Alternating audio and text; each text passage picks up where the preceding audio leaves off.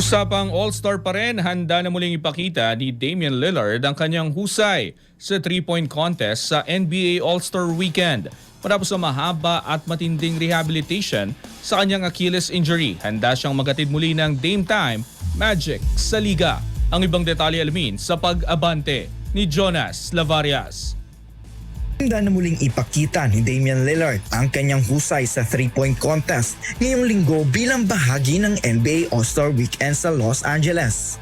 Matatandaang nasungkit niya rin ang corona sa naturang kompetisyon noong 2023 Salt Lake City at 2024 sa Indianapolis at ngayon ay magbabalik aksyon siya matapos ang mahabang rehabilitasyon mula sa torn Achilles tendon na nakuha niya noong playoff laban sa Milwaukee Bucks noong nakaraang Abril. Kasama si Lillard sa 8-man na lineup ng 3-point contest at makakatapat niya ang 7 iba pang matitinding shooters sina Devin Booker, rookie Con Nupel, Tyrese Maxey, Donovan Mitchell, Jamal Murray, Bobby Portis Jr. at Norman Powell na tiyak magbibigay ng matinding bakbakan beyond the arc. Si Lillard ay nasa ikalimang pwesto sa kasaysayan ng NBA all-time 3-point shooters sa loob ng 13 NBA seasons. Kung makamit niya ang kanyang ikatlong titulo sa linggo, makakahati niya sa pwesto ang mga alamat tulad ni Larry Bird at Craig Hodge bilang 3 beses na kampiyon sa kasaysayan. Sa kanyang pagbabalik, handa na ang mga fans sa isang gabi ng makukulay at kapanapanabik na 3-point bomb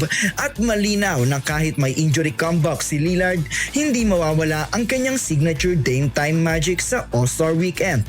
Ako, si Jonas Lavarias, Abante Sports. Now na.